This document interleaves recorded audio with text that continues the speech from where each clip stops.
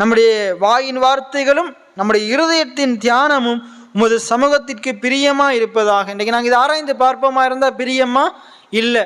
ஆனால் ஆண்டுடைய சுவிசேஷத்தை அறிந்து கொள்ளுகிற ஒரு நபருடைய வாழ்க்கையில அவன் ஆண்டவருக்கு பிரியமா அவனுடைய பேச்சு இல்லாமல் இருக்குமா இருந்தா, அவனுடைய இருதயத்தின் நினைவுகள் நித்தமும் பொல்லாததா இருக்குமா இருந்தா, ஆண்டுடைய வார்த்தையாகிய அந்த சுவிசேஷத்தை, அந்த சத்தியத்தை அந்த மனுஷன் தியானிக்க தியானிக்க தியானிக்க தியானிக்க அந்த மனுஷனுடைய பேச்சு, அந்த மனுஷனுடைய நடக்க நாளுக்கு நாள் அது என்ன செய்யும்? முதலாவது மனம் புதிதாகும்.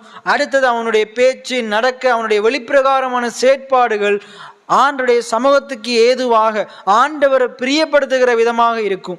எத்தனை பேர் ஆமேன்னு சொல்றீங்க? முதலே ஆண்டவரை பிரியப்படுத்த நாங்கள் முற்படுவோமா இருந்தால் என்ன செய்ய முடியாது?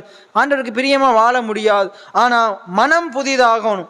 முதலாவது மனம் புதிதாகணும். மனம் ஆண்டவரை குறித்ததான நல்ல எண்ணங்களினால நிரம்பணும். மனம் என்ன செய்யணும்? சத்தியத்தினால நிரம்பணும்.